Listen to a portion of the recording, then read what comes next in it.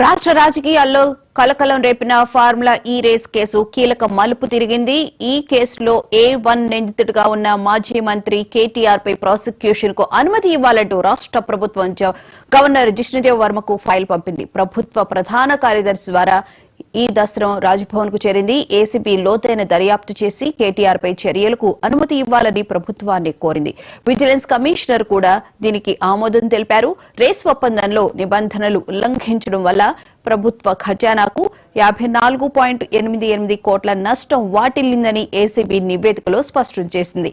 నాటి మంత్రి కేటీఆర్ ఆదేశాల మేరకే ఇది జరిగిందని ఏసీబీ పేర్కొంది. గవర్నర్ న్యాయ సలహా తీసుకున్న తర్వాత తుది నిర్ణయం తీసుకునే అవకాశం ఉంది.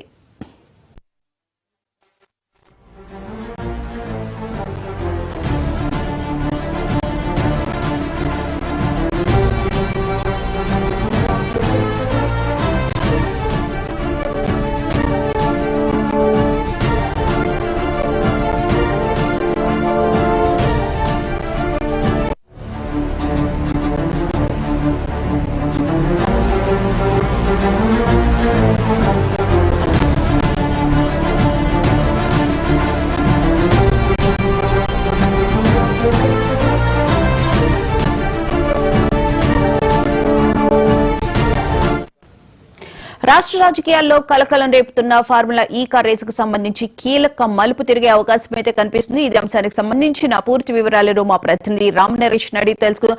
రామ్ నరేష్, చెప్పండి, ఈ కార్ రేసుకు సంబంధించి ఎప్పుడైనా చర్యలు తీసుకునే అవకాశం ఉంది, గవర్నర్ పరిశీలనలో ఉన్న నేపథ్యంలో అని చెప్పి వార్తలు అయితే వస్తున్నాయి. డీటెయిల్స్ ఏంటి? బోనా ఫార్ములా ఈ రేస్ కు సంబంధించి ప్రభుత్వం దర్యాప్తుని వేగవంతం చేసిందని చెప్పుకోవచ్చు. దీనిలో భాగంగా ఏదైతే ఇప్పటికే ఏసీబీ విచారణ పూర్తయిన నేపథ్యంలో దీనికి సంబంధించి విజిలెన్స్ కమిషన్ నివేదిక ఇవ్వడం జరిగింది.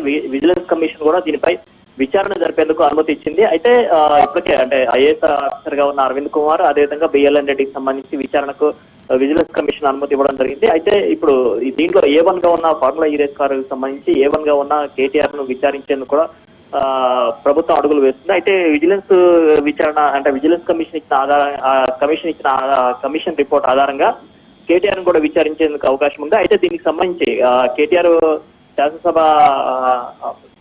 శాసనసభ్యుడిగా ఉన్నారు కాబట్టి ఆయన విచారణ చేపట్టేందుకు గవర్నర్ అనుమతి కావాల్సి ఉంది. దీంతో ప్రభుత్వం గవర్నర్ కు ఒక లేఖ రాయడం జరిగింది. దీనికి విచారణకు సంబంధించి గవర్నర్ కి లేఖ రాసిన నేపథ్యంలో గవర్నర్ కూడా దీనిపై న్యాయ నిపుణులతో చర్చిస్తున్నట్టుగా తెలుస్తుంది. గవర్నర్ న్యాయ నిపుణులతో చర్చించిన తర్వాత ఒక నిర్ణయానికి వచ్చే అవకాశం ఉంది. ఆ నిర్ణయం ప్రకారంగా కేటీఆర్ ను విచారించాలా లేదనే దానికి సంబంధించి ఒక నిర్ణయానికి వచ్చే అవకాశం ఉంది. ఎందుకంటే గవర్నర్ అనుమతిస్తేనే కేటీఆర్ ను విచారించే అవకాశం ఉంటుంది. ఒకవేళ గవర్నర్ అనుమతించుకుంటే కేటీఆర్ విచారణ చేపట్టే అవకాశాలు అయితే ఉండవు.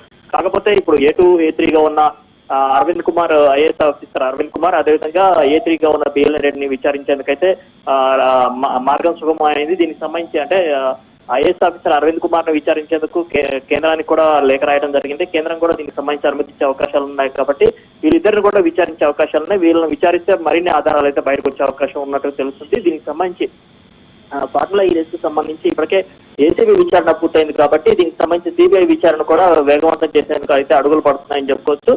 మరోవైపు దీనికి సంబంధించి ఏదైతే విజిలెన్స్ కమిషన్ ఇచ్చిన నివేదిక ఉందో ఆ నివేదిక ఆధారంగా వీళ్ళిద్దరిని విచారిస్తారు. ఆ తర్వాత గవర్నర్ అనుమతి వచ్చాక కూడా కేటీఆర్ ని విచారించే అవకాశాలు అయితే ఉన్నట్టుగా తెలుస్తుంది. దీనిపై గవర్నర్ అయితే న్యాయ నిపుణులతో పూర్తిగా చర్చలు జరుపుతారు. ఆయన చర్చలు జరిపిన తర్వాత దానికి సంబంధించి న్యాయ నిపుణులు ఇచ్చిన ఏదైతే నివేదిక ఉంటుందో ఆ నివేదిక ఆధారంగా గవర్నర్ ఒక నిర్ణయం తీసుకుంటారు. గవర్నర్ నిర్ణయం ఆధారంగా కేటీఆర్ కి సంబంధించి విచారణ చేపట్టాలా లేదనేది ఒక క్లారిటీ అయితే వచ్చే అవకాశం ఉంది. అయితే ప్రభుత్వం దీనిపై ఎట్టి పరిస్థితుల్లోనూ ఈ కేసుని ఎక్కడా కూడా వదిలిపెట్టకుండా ముందుకు తీసుకువెళ్లాలని చెప్పేసి భావిస్తుంది. అందులో భాగంగా ఫార్ములా ఈ రేసుకు సంబంధించిన వ్యవహారం అంతా కూడా ముందుకు నడుస్తుంది. అయితే ఏదైతే నిధులు బదలాయింపు జరిగిందో ఆ బదలాయింపుకు సంబంధించేసి ఎక్కడ ట్రాన్సాక్షన్స్ అన్ని కూడా ఆన్లైన్ జరిగాయని చెప్పి కేటీఆర్ చెప్తున్నారు. అయితే దీనికి సంబంధించి నిబంధనలు విరుద్ధంగా ఈ నిధులన్నీ బదలాయింపు జరిగింది. అదేవిధంగా ఎలక్ట్రల్ బాండ్ ద్వారా బీఆర్ఎస్ పార్టీకి నిధులు వచ్చాయి. అంటే ఏదైతే FEO సంస్థ ఉందో ఆ సంస్థ ద్వారా మళ్ళీ నిధులు ఎలక్ట్రల్ బాండ్ ద్వారా వచ్చాయని చెప్పేసి చెప్తున్నారు. కాబట్టి ఇదంతా కిట్ ప్రోకో జరిగిందని చెప్పేసి ఆధారాలు ఉన్నాయని చెప్పేసి చెప్తున్నారు. అందులో భాగంగా ఆ అంశాన్ని బేస్ చేసుకుని విచారణ చేపట్టేందుకైతే అడుగులు ముందుకు పడుతున్నాయి. ప్రస్తుతానికి అయితే రామ్ నరేష్, ప్రధానంగా చూసుకుంటే ఎప్పుడు ఈ కేసు గురించి మాటలు బయటకు వచ్చినప్పుడు కేటీఆర్ ఇది ఒక లొట్ట పీస్ కేసు అని చెప్పి దీన్ని కొట్టివేయడమే జరుగుతుంది కదా. మరి ఇప్పుడు చూస్తే కనుక గవర్నర్ నిర్ణయం మీద ఈ కేసు ఆధారపడినట్లే తెలుస్తుంది కదా. ఇక్కడ అంటే కేటీఆర్ మొదటి నుంచి కూడా ఈ కేసు అంటే డే 1 నుంచి కూడా ఆయన ఇదే అంశానికి సంబంధించి ప్రస్తావించడం జరిగింది. దీంట్లో ₹1 కూడా అవినీతి జరగలేదు. అవినీతి జరిగితే ఏసీబీ విచారణ చేపట్టాలి, కానీ అవినీతి జరగకుండా ఏసీబీ ఏ విధంగా విచారణ చేపడుతుందంటూ కూడా డే 1 నుంచి చెప్తున్నారు. అయితే ఒక లొట్టపీస్ కేసు అంటూ కూడా ఆయన పలుమార్లు చెప్పిన పరిస్థితి అయితే ఉంది. అయితే దీనికి సంబంధించి ఇప్పటికే ఏసీబీ విచారణ పూర్తయింది. దీనికి సంబంధించి విజిలెన్స్ కమిషన్ నివేదిక వెళ్ళింది. ఆ విజిలెన్స్ కమిషన్ ఆధారంగా విచారణ చేపడుతున్న పరిస్థితి అయితే ఉంది. కాబట్టి ఇప్పుడు ఈ కేసుకు సంబంధించి ఐఏఎస్ ఆఫీసర్ అరవింద్ కుమార్ కీలకంగా ఉన్నారు. ఆయన విచారిస్తే మరికొన్ని అంశాలు బయటకు వస్తాయి. కాబట్టి ఈ విచారణకు సంబంధించి కీలక అడుగులు అయితే ముందుకు పడుతున్నాయి.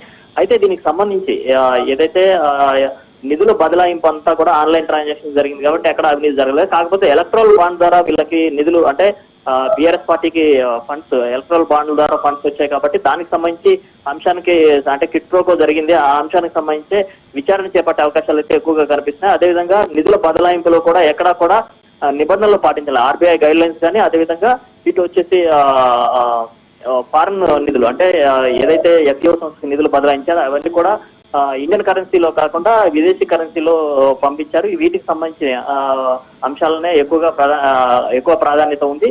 నిబంధనలు ఎక్కడ పాటించలేదనే అంశాలని ఎక్కువగా ఏసీబీ విచారణలో పేర్కొనడం జరిగింది. అందులో భాగంగా ఇప్పుడు ఏదైతే ఫార్ములా ఈ రేస్ సంబంధించేసి ఇప్పటికే వీళ్ళందరిపై కేసులు నమోదైన కాబట్టి ఏసీబీ విచారణ పూర్తయింది. విచారణ అంశాలన్నింటినీ కూడా విజిలెన్స్ కమిషన్ కి ఇచ్చారు కాబట్టి దానిలో భాగంగా ఇప్పుడు వీళ్ళందరినీ కూడా ప్రాసిక్యూట్ చేయాలి అంటే ప్రస్తుతం వీళ్ళిద్దరికి సంబంధించి ఏటూగా ఉన్న అరవింద్ కుమార్ అదేవిధంగా బిఎల్ రెడ్డికి సంబంధించి విచారణకు అనుమతులు రావడం జరిగింది.